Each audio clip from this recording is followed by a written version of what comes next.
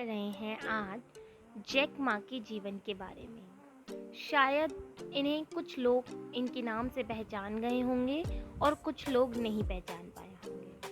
तो चलिए, आज हमें अच्छी तरह इन्हें जानने का जो ये चांस मिला है, हम इसे बिना गवाए आगे बढ़ते हैं जैक मा की लाइफ के बारे में जानने के लिए। अगर देखा जाए तो दुनिया में रोज़ बहुत सारे लोग नौकरी से निकाले जाते हैं या नौकरी पाने के लिए वो लोग कंपनियों के दरवाजे खटखटाते हैं। उनमें से कुछ लोगों को नौकरी मिलती है और कुछ को नहीं मिलती। लेकिन दुनिया में कुछ लोग ही ऐसे होते हैं जो नौकरी ना मिलने पर खुद की कंपनी खोलने के बारे में सोचते हैं। इन्हीं लोगों में से एक जुनूनी, मेहनती, काम करने के लिए हद तक पागल व्यक्ति का नाम है जैक मा, जो चीन के सबसे अमीर लोगों में से एक है, जिन्होंने चीन की सबसे बड़ी ई-कॉमर्स साइट अलीबाबा का निर्माण भी किया था।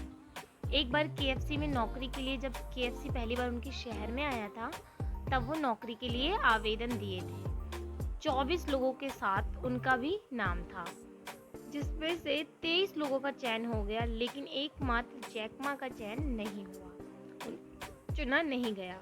आप इसी बात से अंदाज़ा लगा सकते हैं कि उन्होंने अपनी लाइफ में कितनी ठोकरें खाई हैं।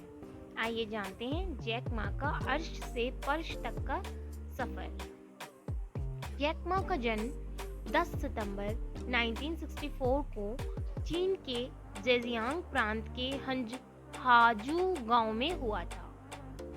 जैक मा के माता पिता का प्रारंभिक नाटक और कहानियां सुनाने का काम किया करते थे। इसी से उनकी जीविका चलती थी। जैक मा को बचपन से ही अंग्रेजी सीखने की बहुत इच्छा थी। अंग्रेजी सीखने के लिए उन्होंने किसी शिक्षक का सहारा नहीं लिया।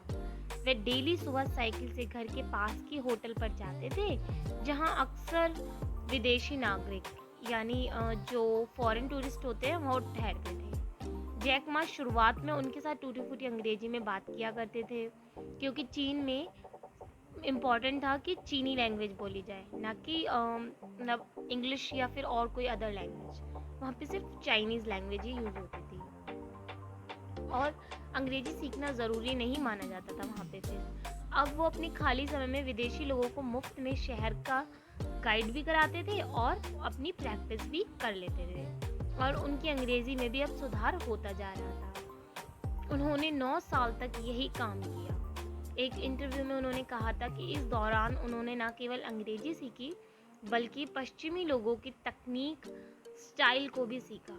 इन विदेशियों को गाइड करते समय एक विदेशी मित्र से उनकी बहुत गहरी मित्रता हो गई थी, जो जाने के बाद उन्हें पत्र लिखा करता था, और उसी विदेशी मित्र ने उन्हें जैक नाम दिया, क्योंकि चीनी में उनका नाम बोलना और लिखना बहुत ज़्यादा मुश्किल था।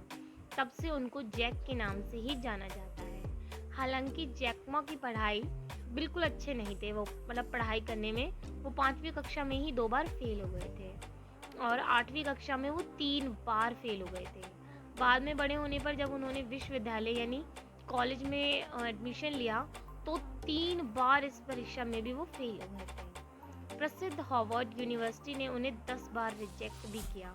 उसके बाद जैक मा ने हंजाऊ टीचर्स इंस्टीट्यूट में दाखिला लिया, जहां से 1988 में उन्होंने इंग्लिश में स्नातक परीक्षा उत्तीर्ण की। स्कूल के दौरान जैक को विद्यार्थी परिषद का अध्यक्ष भी चुना गया। स्नातक के बाद में वो हंजाऊ यूनिवर्सिटी में अंग्रेजी और अंतर्राष्ट्रीय व्यापार के लेक्चरर भी बन गए, यानी इंटरनेशनल जो व्यापार होता है, बिजनेस होता है, उसका।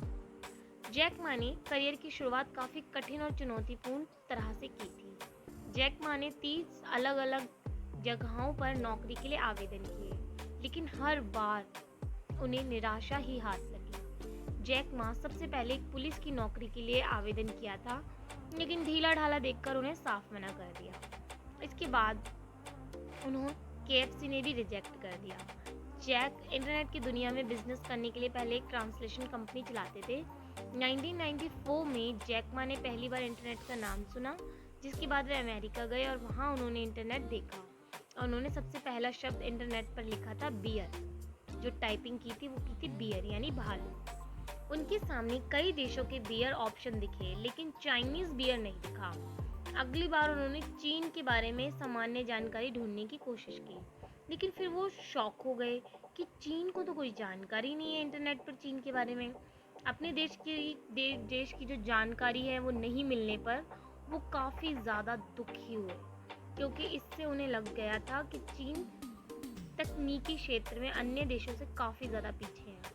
इसी वजह से उन्होंने अपने दोस्तों के साथ मिलकर चीन की जानकारी देने वाली पहली वेबसाइट अगली बनाई। इस वेबसाइट के बनाने के महज 5 घंटे के अंदर उन्हें कुछ चीनी लोगों के ईमेल आए जो जैक के बारे में जानना चाहते थे। तब जैक मा को एहसास हुआ कि इंटरनेट से बहुत कुछ किया जा सकता है। 1995 में जैक मा और उनकी पत्नी और दोस्तों ने मिलकर $20,000 इकट्ठे किए और एक कंपनी की शुरुआत की। इस कंपनी का नाम था दूसरी कंपनियों के लिए वेबसाइट बनाना, मतलब इनका एक तो काम था, और उन्होंने अपनी कंपनी का नाम जो रखा था वो था चाइना येलो पेजेस। इस कंपनी को शुरू करने के लिए जैक ने अपनी बहन से पैसे उधार लिए थे, लेकिन ये कंपनी फिर बाद में फेल हो गई थी।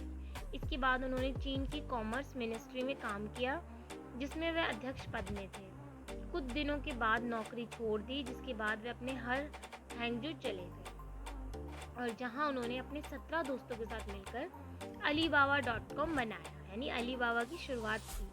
अलीबाबा कंपनी की सफलता का अंदाजा अब इस बात से लगाया जा सकता है कि इस कंपनी ने अपना IPO $4,800 यानी $68 का पेश किया था और मार्केट खत्म होने पर इसकी कीमत थी $5,711 यानी $93 तब तक हो गई थी।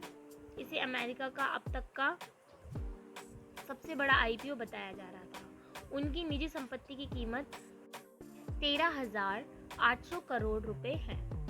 ग्लोबल ई-कॉमर्स सिस्टम को सुधारने के लिए 2003 में जैक मा ने ताओबाओ मार्केट प्लेस की स्थापना की, जिसके बढ़ते प्रभाव को देखते हुए ईबे ने इसे खरीदने का ऑफर दिया, लेकिन जैक मा ने ईबे का प्रस्ताव ठुकरा दिया और इसकी बजाय उन्होंने याहू के को-फाउंडर जेरी से $1 बिलियन की सहायता ली।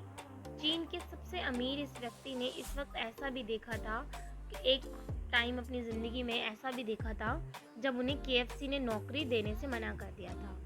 और अभी की हकीकत यह है कि Alibaba.com के नाम से मशहूर ये कंपनी दुनिया भर के 190 कंपनियों से जुड़ी हुई है।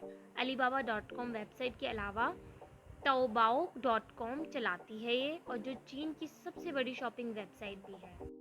इसके अलावा चीन की बड़ी जनसंख्या को इनकी वेबसाइट Tmall.com ब्रांडेड चीज़ें मुहैया कराती है, यानी ब्रांडेड चीज़ें उनके पास होती हैं। यही नहीं, चीन में ट्विटर जैसी सोशल मीडिया सीना वाइबो में भी इन कंपनी की बड़ी हिस्सेदारी है। इसके साथ ही यूट्यूब जैसी वीडियो शेयरिंग वेबसाइट योकू टूडो में भी इनकी अहम हिस्सेदारी है। ये कंपनियां मार्केटिंग, क्लाउड कंप्यूटिंग और लॉजिस्टिक्स सेवाएं देती है। अलीबाबा कंपनी के शुरुआती दिनों में सिर्फ 18 लोग काम करते थे और आज करीब 22,000 लोग काम करते हैं। जैक मा ने जेंग यिंग से शादी की थी। जेंग यिंग एक लड़की का नाम था। उनके एक पुत्र और एक पुत्री है। जैक अपनी पत्नी से पहली बार तब मिले जब वो हैंगजोउ नॉर्मल यूनिवर्सिटी में पढ़ रहे थे। स्नातक होने के बाद तुरंत 1980 के दशक में दोनों ने शादी कर ली थी। स्नातक यानी बैचलर डिग्री होने के बाद, और दोनों ने ही अध्यापक का काम शुरू कर दिया था। जैक के बारे में उनकी पत्नी जेंग यिंग का मानना है, जैक हैंडसम तो नहीं है, लेकिन मुझे उनसे इसलिए प्यार हो गया क्योंकि वे ऐसे कई काम कर सकते हैं जो हैंडसम पुरुष यानी हैंडसम मैन भी नहीं कर सकते। उनके अवार्ड्स और उनकी लाइफ में जो अचीवमेंट उन्होंने की थी उसके बारे में बात करते हैं। 2004 में जैक मा को चाइना सेंट्रल टेलीविज़न द्वारा top 10 business leader of the year में भी चुना गया। 2005 में जैक मा को वर्ल्ड इकोनॉमिक फोरम द्वारा यंग ग्लोबल लीडर में भी चुना गया और 25 most powerful business of the people in Asia 2007 में उन्हें वो भी चुना गया। Business person of the year भी चुना गया। 2008 में ही वर्ल्ड बेस्ट CEOs में 30 लोगों की लिस्ट में भी उनका नाम आया था। 2009 में टाइम मैगजीन द्वारा जैक को विश्व के 100 सबसे प्रभावशाली व्यक्तियों की सूची में भी रखा गया। Top 10 most respected enterprise in China में भी उन्हें चुना गया। 2010 में जैक मा को फोर्ब्स एशिया द्वारा प्राकृतिक आपदा प्रबंधन और गरीबी उन्मूलन कार्यों के लिए भी एशिया हीरोज ऑफ फिलान्थ्रॉपी में भी चुना गया। 2013 में जैक मा को Hong Kong university science and technology द्वारा डायरेक्टरेट की भी उपाधि दी गई। 2015 में भी जैक को द एशियन अवार्ड्स में एंटरप्रेन्योर ऑफ द ईयर से नवाजा गया। इस तरह जैक मा ने अपनी ज़िंदगी में इतने सारे कष्टों से, परेशानियों से लड़ते हुए अपनी ज़िंदगी में अपने कदमों को रुकने नहीं दिया। आगे बढ़े, उठे और बार बार गिरने के बाद खुद को संभाला, ना कि किसी और पर डिपेंड रहे कि आकर कोई हमें संभाले। उन्होंने खुद को संभाला, अपने आप को आगे बढ़ने के लिए प्रेरित किया और फिर ज़िंदगी में इतना अच्छा मुकाम हासिल करा, जहाँ आज पूरे एशिया में, पूरे जहां में लोग उन्हें जानते हैं एटलीस्ट।